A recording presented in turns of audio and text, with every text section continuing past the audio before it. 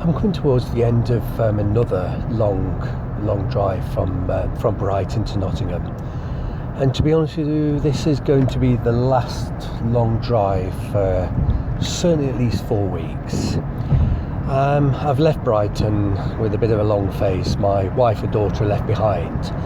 I have to travel back to Nottingham for business reasons, and during that time, within 48 hours here in the UK, the whole country is going to be going into almost complete and total lockdown due to COVID-19 yet again. It's far from welcome news, but I'm afraid it is necessary. I do have a business in Nottingham which once again is going to be closed. So, well, what can you say? There are millions of businesses all over the world that are in a similar position, but it's far from welcome news.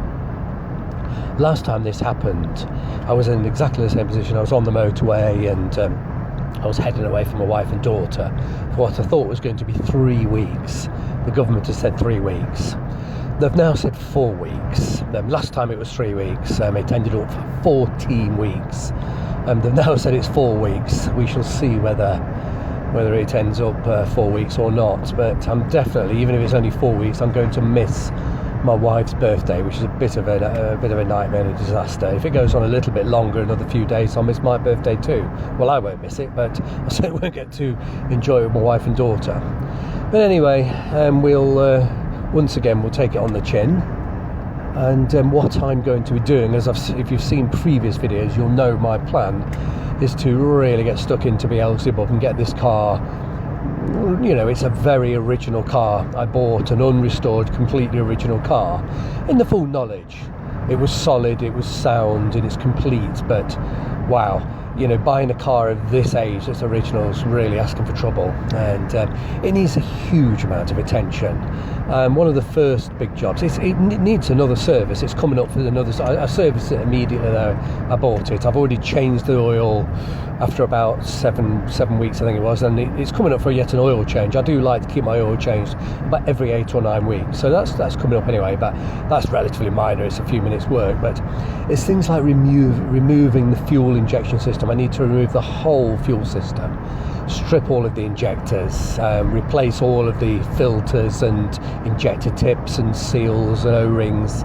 I need to change every single hose and pipe, all the clips, because it's only a matter of time on a car this old and this original, that just a matter of time before we have a rupture. And if it's a fuel hose, you're spraying fuel all over a hot engine, you can imagine the result. And there's just dozens of things like that, you know, that all of the electrics need to be, every single terminal needs to come off and be cleaned and replaced, and it's just a case of nitpicking and fine tuning and just going through absolutely everything. All the bearings will need work, and most of the gaskets need changing. And you know, when I'm taking components off, I'm going to sand them down, etch them, prime them, paint them, polish everything, just make it nice. I think I've cleaned this poor car once in the 3 or 4 months I've had it. I haven't cleaned the interior at all, so it needs a lot of work. But I'll go through a proper video and show you exactly everything I intend to do. But I know I keep saying it, but I just adore this car. It's truly, truly wonderful. I've adored this model of car since being a child. I first saw one when about 1975, I think. I was a very young child, and I fell in love, and it's never gone away. And this car I'm just so thrilled with. Couldn't be happier. And I'll be honest with you, there's not really very much I would be willing to part with this car for. I'd like another V12, another Daimler 66 or an XJ12, but would I part with this car to get an XJ12? No, I wouldn't. I wouldn't be prepared to part with this one. I certainly wouldn't be trading this one in. It would have to be a situation, if it ever arose in the future, that everything was perfect with this car and I didn't need to be spending any time or money on this one, and I had a bit of spare money, and perhaps a Daimler 66 comes along at the right price, condition and all the rest of it, that I could say, well, bugger it, I'll take another mad project on. But that's unlikely, that's being silly. I'm so happy with this one. I'm not looking to sort of try and upgrade to a V12. I've had a V12 and they're truly wonderful, but I can't say I enjoy it any more than this, because this is wonderful just in a different way. It has a different aura about it, a different drive altogether. And the earlier cars, the Series 1s in manual form, are just sublime. But they're quite rampant. They're a little bit more like an E-Type. They are really quite rampant and a bit noisy and quite hard work to drive, and they're great fun. And I would love another one, but I would not get rid of this to acquire another Series 1 manual. Same story. If I was able sometime in the future to, you know, keep this and find a Series 1 in beautiful condition, or perhaps not in terrible condition, but it's got to be at the right price, that it was basically sound and I'd be able to do the work myself. But I'm not hankering for that. I'm just not. I'm so pleased with this car. I love it so much. I'm so satisfied with it. My mind's not wandering and looking for other things of interest. It's just, you know, I'm talking silly now saying, oh yes, I would like another V12. Of course I would, but I'm not hankering for one, because I've got this and this keeps me more than happy.